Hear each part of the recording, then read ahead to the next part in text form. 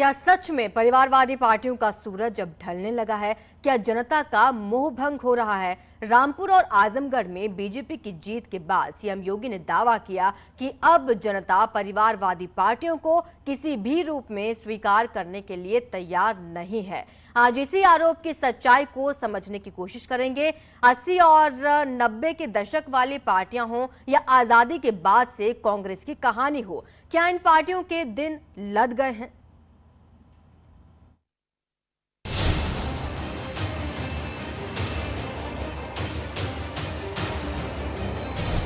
आजादी के बाद राजनीति और परिवारवाद, क्या देश में अब राजनीतिक माहौल बदल गया है? क्या देश में पीढ़ी दर पीढ़ी चलने वाली राजनीति से जनता मुक्ति चाहती है? क्या बाप के बाद बेटे को सत्ता ट्रांसफर करने के खेल को जनता समझ गई है? ये सवाल इसलिए है कि रामपुर और आजमगढ़ लोकसभा उपचुनाव के बाद सीएम योगी ने गंभीर आरोप लगाते हुए बदली हुई राजनीति की बात की। अब परिवारवादियों, जातिवादियों, सांप्रदायिक उन्माद को भड़काने वाले पेशेवर माफिया और आपराधिक प्रवृत्ति के तत्वों को प्रश्रय देने वाले राजनीतिक दलों को किसी भी प्रकार से स्वीकार करने को तैयार नहीं है। ऐसा नहीं है कि पहली बार परिवारवाद पर बीजेपी ने आरोप लगाया है। सीएम योगी इससे पहले भी कई बार राजनीति को परिवारवाद के चंगुल से छुड़ाने का जिक्र कर चुके हैं। कैसे दल के लिए देश को दांव पर लगाने की राजनीति देश के अंदर चल रही थी, ये आपने देखा होगा 2014 के पहले भी और उत्तर प्रदेश में 2017 के पहले भी। पीएम मोदी ने भी कई बार कांग्रेस, समाजवादी पार्टी, आरजेडी के पारिवारिक राजनीतिक स्टाइल पर कड़ा प्रहार किया है। मुलायम सिंह के परिवारवाद पर उन्होंने एक इंटरव्यू में कहा, 25 साल की उम्र के करीब करीब सभी व्यक्ति को चुनाव लड़ने का मौका दिया गया है। क्या ये परिवारवाद का लोकतंत्र के लिए खतरा है? इसलिए मैं कह रहा हूं। जब बीजेपी ने सवाल उठाया तो विपक्ष ने भी सवाल पूछे। बीजेपी के परिवारवाद पर सवाल किए गए। पीएम मोदी से बार बार इस पर जवाब मांगा गया। एक परिवार से अनेक लोग जनता के बीच में जाएं, एक परिवार से 2 लोग जाएं, 3 लोग जाएं और जनता उनको चुनाव करके भेजे, वो एक राजनीति का पहलू है। लेकिन दूसरा, एक परिवार के लोग ही उस पार्टी के अध्यक्ष बने, उस पार्टी के ट्रेजरर बने, उस पार्टी का पार्लियामेंट्री बोर्ड बने। पिताजी अगर नहीं कर सकते हैं तो बेटा अध्यक्ष बने, बेटा नहीं कर सकता है और बूढ़ा हो गया है तो उसका बेटा अध्यक्ष करे, पिता नहीं रहे तो पुत्र करे। ये जो विरासत और वारसा बारिश के रूप में चल रहा है, डायनेस्टी के रूप में चल रहा है, कोई डायनेमिक्स है ही नहीं, ओनली डायनेस्टी। पीएम मोदी ने कश्मीर से कर्नाटक तक, यूपी से लेकर तमिलनाडु तक, बिहार और झारखंड में कांग्रेस और समाजवादी पार्टी के परिवारवाद पर सवाल उठाए। निश्चित तौर पे देश की राजनीति के लिए परिवारवाद एक बहुत बड़ी समस्या है। परिवारवाद जिस तरीके से बहुत पहले दक्षिण के क्षेत्रों में, चाहे वो डीएमके हो, चाहे एडीएमके हो, जयललिता की पार्टी हो या करुणानिधि की पार्टी हो, बड़ा बदनाम रही। लेकिन उसके बाद जिस तरीके से बिहार और उत्तर प्रदेश की राजनीति में लगातार, चाहे वो मुलायम सिंह हो, चाहे वो कांग्रेस हो, चाहे वो बीएसपी हो, इन सभी राजनीतिक दलों ने परिवारवाद की राजनीति करके उन लोगों का हक मारा राजनीति में, जो लोग एक अच्छे लोग राजनीति में आ सकते थे। पीएम मोदी और सीएम योगी ने कई बार मंचों से जनता को इस राजनीति को समझने की अपील की। बार बार परिवारवाद के नुकसान को समझाया गया। परिवारवाद से सबसे बड़ा नुकसान एक समाज का ये हुआ कि राजनीति में अच्छे लोगों का आना संभव नहीं हुआ, क्योंकि ये सब बड़े राष्ट्रीय दल या क्षेत्रीय दल ये अपने ही परिवार को लेके लगातार फोकस करते रहे और उन्हीं को टिकट दिया, चाहे वो नगर निकाय से लेके और सांसद तक के चुनाव में। एक परिवार तो समाजवादी पार्टी का ऐसा परिवार था कि जिसके एक समय करीब 28 पदाधिकारी थे। तो क्या इसी वजह से कि सीएम योगी के मुताबिक जनता अब परिवारवाद से मुक्ति चाहती है? क्या सचमुच परिवारवाद की राजनीति पर अब पूर्ण विराम लगने वाला है? आखिर इन दावों के पीछे आधार क्या है?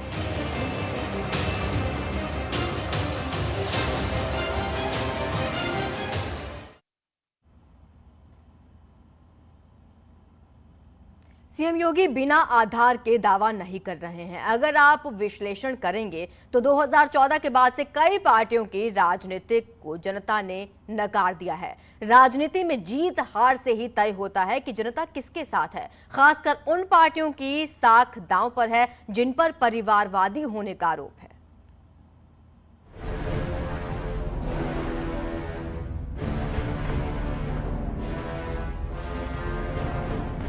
प्रधानमंत्री नरेंद्र मोदी जी सही मायने में देश के विकास, देश के राजनीतिक एजेंडे को उन्होंने बदला।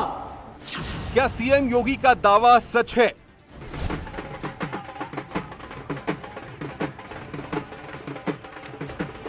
ये देश की राजनीति 1947 में जाति, मत, मजहब, क्षेत्र, भाषा और परिवार और वंश तक सीमित थी। प्रधानमंत्री मोदी जी ने उसे गांव के लिए, गरीब के लिए, किस विकास सबका, लेकिन तुष्टीकरण किसी का नहीं। क्या पीएम मोदी ने 8 साल में परिवारवाद की राजनीति के सामने संकट खड़ा कर दिया है?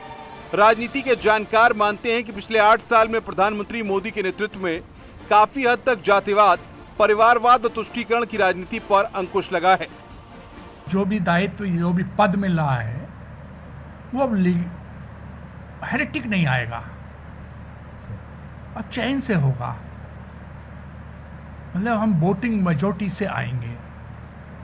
अब वो जो दायित्व जो था, जो लेगेसी वाला, जो कि पहले से चला आ रहा था कि परिवारवाद की सीमा में कि अगर हमारा कुछ पहले से उसमें हमारा दायित्व है, मतलब हमारे पिता हैं या दूसरे लोग हैं, अब ऐसा प्रतीत नहीं हो रहा है।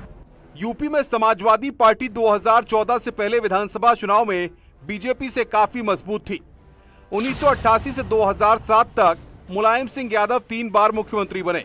2012 में मुलायम सिंह ने बेटे अखिलेश को मुख्यमंत्री बनाया। बहुमत की सरकार चलाने वाले अखिलेश यादव के सामने बहुजन समाज पार्टी विपक्ष में थी, लेकिन 2014 में नरेंद्र मोदी के प्रधानमंत्री बनने के बाद से समाजवादी पार्टी की पकड़ ढीली पड़ती गई। और हमेशा जब विचारधाराओं पर राजनीतिक दल अपनी राजनीति करते हैं तो निश्चित रूप से वो स्थायी होते हैं। जब किसी परिवारवाद के नाम पर राजनीति होती है उसका जीवन अस्थायी होता है। भारत की राजनीति में बड़ा परिवर्तन ये आ रहा है कि सिंपैथी वेव परिवारवाद से समाप्त हुई है और जो लोग काम नहीं कर सकते, जो योग्य नहीं है, जो राजनीति नहीं जानते, उन्हें भारतीय मतदाता ने ठुकराना प्रारंभ कर दिया है। 2014 लोकसभा चुनाव में बीजेपी ने परिवारवाद का मुद्दा उठाया। कांग्रेस और समाजवादी पार्टी के परिवारवाद पर प्रहार किया। नरेंद्र मोदी ने परिवारवाद से मुक्ति के लिए अपील की और इसका नतीजा चुनाव में दिखा। 2014 लोकसभा चुनाव में बीजेपी गठबंधन को 73 सीटें मिली। समाजवादी पार्टी को सिर्फ 5 सीटें और कांग्रेस के खाते में 2 सीटें आईं। पीएम मोदी ने एक साथ कांग्रेस और समाजवादी पार्टी की राजनीति को कटघरे में खड़ा कर दिया। इसके बाद कांग्रेस और समाजवादी पार्टी ने एक साथ मिलकर बीजेपी को हराने का फैसला किया। 2017 के विधानसभा चुनाव में एसपी और कांग्रेस मिलकर चुनाव लड़ी। इस चुनाव में बीजेपी के पास कोई चेहरा नहीं था। पीएम मोदी के चेहरे पर चुनाव लड़ा गया और एक बार फिर पीएम मोदी ने दोनों दलों को पटखनी दे दी। 2017 विधानसभा चुनाव में बीजेपी पूर्ण बहुमत के साथ सरकार में आई। एसपी और कांग्रेस के खाते में 54 सीटें आईं। बहुजन समाज पार्टी 19 सीटों पर सिमट गई। इस बात का साक्ष्य है कि मुलायम सिंह यादव के बाद उनके पुत्र को लगातार 2 चुनावों में जो हार हुई है और जो सरकार योगी जी की आई है, इससे सिद्ध होता है कि भारत का मतदाता समझदार हो गया है और वो रिजेक्ट करने लगा है परिवारवाद को। 2019 लोकसभा चुनाव में एसपी ने बीएसपी से गठबंधन किया। जातिगत गठजोड़ के दम पर जीत का दावा किया गया, लेकिन 2019 में भी मोदी अजय रहे। 2022 के विधानसभा चुनाव में भी एसपी को हार का सामना करना पड़ा। लोकसभा उपचुनाव में भी अपने गढ़ में समाजवादी पार्टी हार गई। रिजल्ट जैसे आजमगढ़ के सीट है, कहते थे कि यादव बाहुल्य क्षेत्र है, वहाँ की सीट यादव की ही होती है। पर मुझे नहीं लगा, अब लग रहा है कि परिवर्तन समाज में हो रहा है, समाज चाहता है सेकुलर व्यू हो, और जो विकास की धारा में सबको साथ आ रहे हैं। समाजवादी पार्टी कई बार कोशिश कर चुकी है। अखिलेश के चेहरे पर 2012 के बाद कोई चमत्कार नहीं हो पाया। ऐसा ही हाल कांग्रेस का भी है।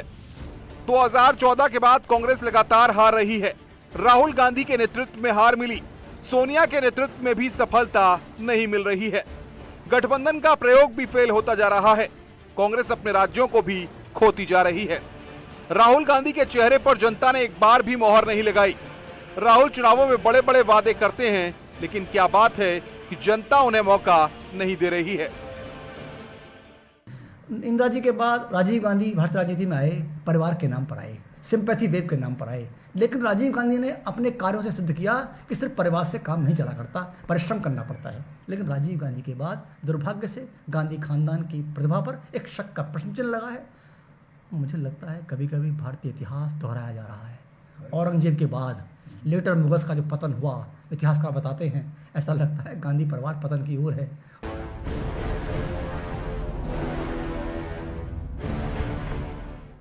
इंदिरा गांधी परिवार, जम्मू कश्मीर में अब्दुल्ला परिवार लंबे समय तक सत्ता में रहा। यूपी में मुलायम परिवार, बिहार में लालू, कर्नाटक में देवगौड़ा और तमिलनाडु में एमके स्टालिन की पारिवारिक राजनीति का बोलबाला रहा। पश्चिम यूपी में चौधरी भी परिवार की राजनीति कर रहे हैं, तो महाराष्ट्र में शिवसेना भी इसी राजनीति का हिस्सेदार है। वहां पर एनसीपी के शरद पवार अपनी बेटी को आगे बढ़ा रहे हैं, यानी कि वारिस को ही सत्ता सौंपने का ये पूरा मॉडल है।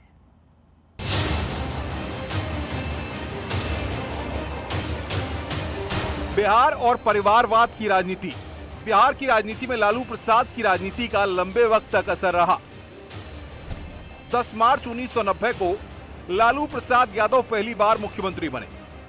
उस वक्त जनता दल का चेहरा था, उनके साथ नीतीश कुमार जैसे नेता थे। 1995 में लालू प्रसाद यादव दोबारा मुख्यमंत्री बने। इस बार खुद की पार्टी राष्ट्रीय जनता दल के बैनर तले चुनाव लड़े थे। इस कार्यकाल के दौरान ही चारा घोटाला मामले में उन्हें पद छोड़ना पड़ा। उस वक्त के नेताओं को लगा कि लालू प्रसाद यादव किसी और को मुख्यमंत्री बनाएंगे, लेकिन ऐसा नहीं हुआ। 1997 में लालू प्रसाद यादव ने पत्नी राबड़ी देवी को मुख्यमंत्री बना दिया और यहीं से परिवारवाद की राजनीति की शुरुआत हुई। जेल में रहने के दौरान राबड़ी देवी सत्ता संभालती थी, लेकिन 2005 में बीजेपी और नीतीश कुमार के गठबंधन ने लालू को सत्ता से बेदखल कर दिया। तब से लेकर अब तक आरजेडी का कोई मुख्यमंत्री नहीं बन पाया। 2015 में नीतीश और लालू साथ आए। जीत के बाद लालू प्रसाद यादव ने अपने छोटे बेटे तेजस्वी को डिप्टी सीएम बनाया, तो बड़े बेटे तेज प्रताप को हेल्थ मिनिस्टर, और पार्टी की कमान भी बेटों के हाथ में ही दे दी। कांग्रेस के साथ लालू प्रसाद यादव की राजनीति चल रही है, लेकिन सत्ता का सुख नहीं मिल रहा है। बीजेपी के गठजोड़ ने बिहार में भी परिवारवाद के मुद्दे को तूल दे दी है। सही बात है कि नरेंद्र भाई दामोदर दास मोदी जी के आने से निश्चित तौर पे परिवारवाद को जनता ने नकारना शुरू कर दिया है। परिवारवाद से राजनीति करने वाले लोग हाशिए पे आ गए हैं। चाहे उद्धव ठाकरे का मामला रहा हो, चाहे अखिलेश यादव का हो, चाहे लालू प्रसाद यादव जी का हो, और चाहे अकाली दल का हो, निश्चित तौर पे हम कह रहे हैं। महाराष्ट्र में बाला साहेब ठाकरे की शिवसेना की कमान अब उनके बेटे के हाथ में है। उद्धव ठाकरे ने अपने भाई राज ठाकरे को पार्टी से बेदखल कर दिया, जबकि शिवसेना को खड़ा करने में राज ठाकरे का बहुत योगदान है। बाल ठाकरे के बाद उद्धव ठाकरे शिवसेना प्रमुख हैं। उद्धव के साथ उनके बेटे आदित्य ठाकरे पार्टी में सक्रिय हैं।